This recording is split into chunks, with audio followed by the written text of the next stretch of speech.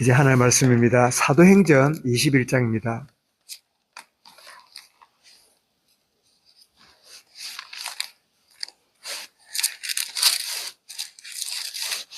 사도행전 21장 7절부터 14절까지 말씀을 함께 읽도록 하겠습니다. 사도행전 21장 7절부터 14절입니다. 7절부터 같이 읽습니다. 두로를 떠나 항해를 다 마치고 돌레마이에 이르러 형제들에게 안부를 묻고 그들과 함께 하루를 있다가 이튿날 떠나 가이사랴에 이르러 7 집사 중 하나인 전도자 빌립의 집에 들어가서 머무르니라. 그에게 딸 넷이 있으니 처녀로 예언하는 자라. 여러 날 머물러 있더니 아가보라 하는 한 선지자가 유대로부터 내려와 우리에게 와서 바울의 띠를 가져다가 자기 수족을 잡아매고 말하기를 성령이 말씀하시되 예루살렘에서 유대인들이 이같이 이 띠 임자를 결박하여 이방인의 손에 넘겨주리라 하거늘 우리가 그 말을 듣고 그곳 사람들과 더불어 바울에게 예루살렘으로 올라가지 말라 권하니 바울이 대답하되 여러분이 어찌하여 울어 내 마음을 상하게 하느냐. 나는 주 예수의 이름을 위하여 결박당할 뿐 아니라 예루살렘에서 죽을 것도 가까이었노라 하니 그가 고난을 받지 아니하므로 우리가 주의 뜻대로 이루어지이다 하고 그쳤노라. 아멘. 동일한 사건, 다른 해석이란 제목으로 말씀을 드리겠습니다. 바울이 선교 사역을 계속 진행하는 중에 가이사라에 있는 이 7 집사 중에 하나였던 이 빌립의 집에 머물게 됩니다.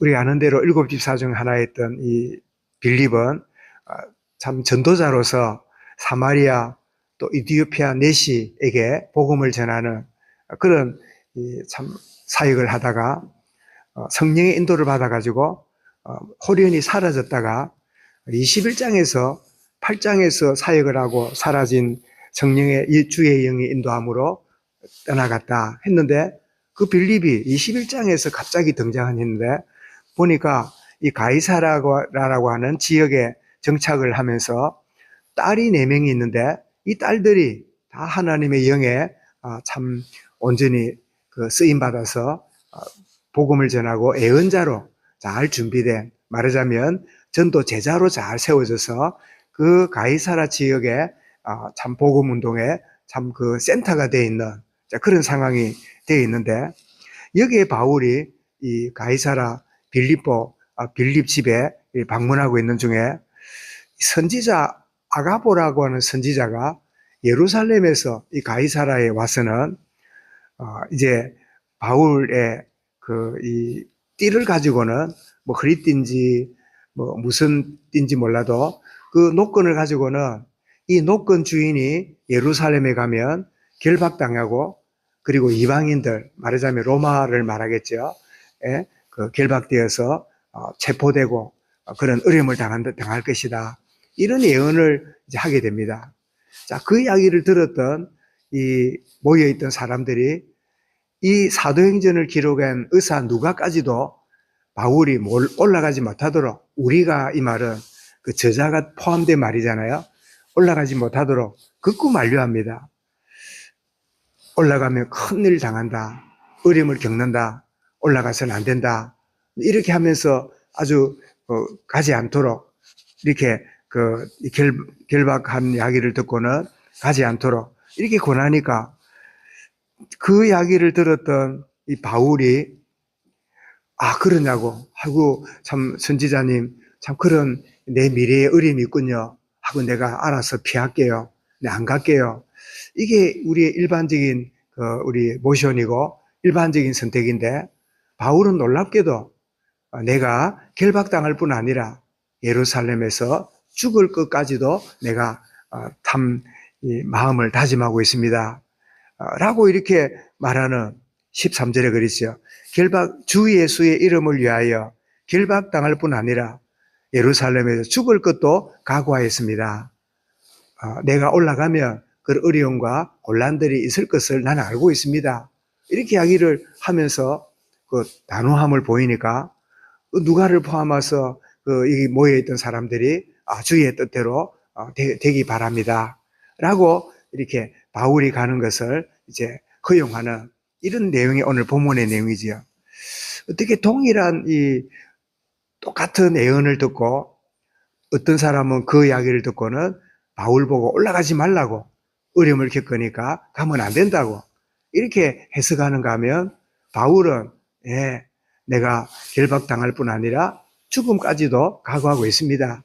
라고 이렇게 말하는 동일한 사건을 왜 이렇게 다르게 해석하고 있을까요?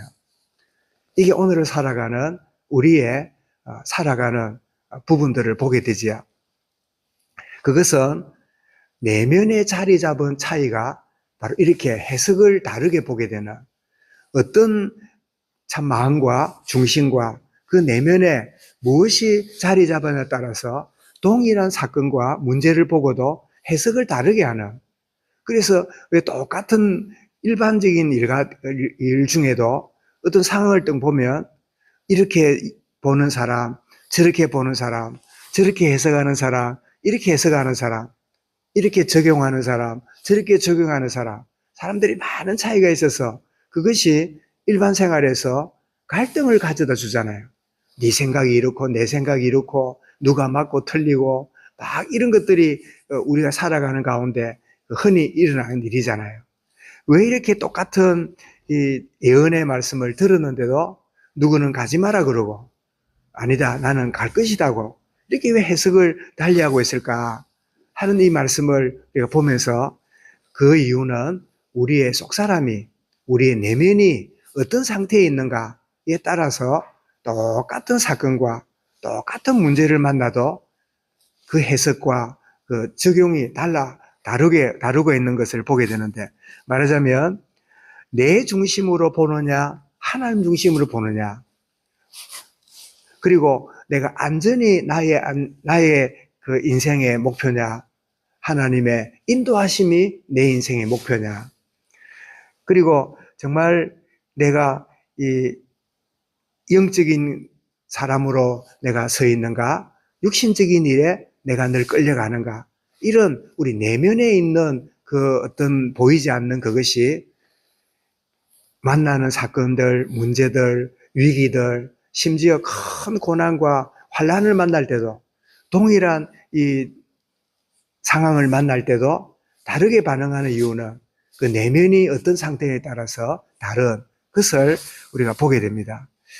정말 욥에게 큰 고난과 위기와 자녀를 다 잃고 재산도 다 잃고 자기 건강도 거의 죽음 직전까지 가고 아내도 참 하나님 비난하고 죽으라고 전혀 도움이 안 될 만큼 그런 참 아픔의 상태에서 욥이 하는 고백이 우리 기억하잖아요.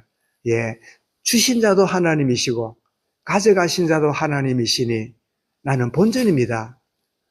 내가 가진 거 잃었다고 아까울 것도 없고 내가 지니고 있는 거 잃었다고 손해볼 것도 없고 원래 나는 적신으로 인생이니 아무것도 없는 것이 저의 원래 인생이고 그리고 나는 본전입니다. 그러면서 오히려 더 이런 상황 가운데 이럴 수가 있습니까? 아니 내가 뭘 잘못했다고 내가 왜 이런 고난을 겪어야 됩니까? 흔히 불평 내지는 막 원망과 아니면 그 은밀하게 참 하나님에 대한 이 참 그런 불편한 마음을 가질 수 있음에도 불구하고 한 걸음 더 나가서 욥이 뭐라 그럽니까? 나를 구원하신 하나님을 찬송할 뿐입니다. 그 내면의 상태가 어떠냐에 따라서 똑같은 일을 만났는데 똑같은 사건을 만났는데 똑같은 문제를 만났는데 그 상황을 달리 보는, 그 찾아온 3명의 친구들이 그 욥이 당하는 고난을 쳐다보고 다 자기 그 생각대로 말하잖아요. 네가 무슨 죄를 지었으니까 이런 일을 만난 거다. 하나님께 회개해라. 하나님 용서할 거다. 네가 뭔지 몰라도 뭔가 심은 게 있으니까 이런 걸 거두고 있지 않느냐. 그러면서 그 율법적이고 종교적으로 어떤 이런 자기 기준으로 그 끊임없이 3명이 돌아가면서 계속 욥을 위한다랍시고 왔다가 욥을 오히려 아프게 만들고 전혀, 그래서 그들의 대화는 속 사람이 어떠냐에 따라서 대화 내용이 다른 그것을 욥기서를 통해서 보게 되잖아요. 오늘 똑같은 이 바울이 예루살렘 올라가면 결박을 당하고 어려움을 당할 거다 하는 똑같은 이야기를 듣고도 어떤 이들은 만류하면서 가지 말라고, 참 그거는 인정적이고 위하는 말이지요. 그러나 정말 하나님이 원하시는 더 온전한 뜻을 바울이 오히려 우리가 아는 대로 체포당하고 로마에까지 끌려가는데, 그게 알고 보니까 인간적으로 보면 불행해 보이고 인간적으로 보면 어려움이지만 알고 보니까 세계복음화를 이루시는 하나님의 방법이었잖아요. 그래서 그들은 마지막에 마음은 아니지만 고백은 그리 합니다. 뭐라고 하면서 올라가라고 합니까? 14절에 그러지요. 주의 뜻대로 이루어지이다. 참 마지막 순간에는 속은 아닐지 몰라도 워낙 바울이 단호하고 바울이 가지고 있는 중심을 알고는 주님의 뜻대로 되기 원합니다. 우리는 사실은 원하지 않지만 당신이 하도 그렇게 하니까 주의 뜻대로 되기 원합니다. 우리가 같은 신앙생활해도 어떤 이는 내면으로부터 속 사람으로부터 흘러나오는 고백이 있는가 하면 속은 아닌데 분위기가 그렇기 때문에 주의 뜻대로 되기 원합니다. 이렇게 마지못해서 따라가는 그런 고백에 약간 수준이 얕은 신앙이 없지 않기도 했지요. 그런데 이런 고백할지라도 바울의 걸음은 어떻게 됐습니까? 주의 뜻대로 됐잖아요. 그래서 우리의 속사람이 전혀 100%가 아니라도 우리가 정말 온전한 뜻을 쫓아가고 고백하고 주님 앞에 기도하고 참 그렇게 말하고 이렇게 하는 것이 또 필요한 일이구나. 우리가 100% 속사람이 바뀌어져서 우리가 살아가고 말하려고 한다면 무슨 말을 할 수 있겠고 뭘 행할 수 있겠습니까? 우리가 참 어떤 가운데 있을지라도 더 온전한 주의 뜻을 알고 참 한 걸음 한 걸음 나아가면서 고백하고, 그렇게 되면 점점 우리의 속사람 내면이 복음으로 충만해지고 영의 사람으로 살아가는, 오늘 말씀 제목처럼 오늘 또 여러 상황들을 만나게 될 것인데, 주님 나의 내면에 깊은 하나님의 은혜와 복음의 풍성함으로 그것을 보고 해석하고 적용하고 말하고 살아가는 오늘 하루가 되도록 나의 심령을 새롭게 하시고 은혜로 충만케 하여 주옵소서. 이 말씀을 마음에 담고 우리 개인적으로 기도하겠습니다.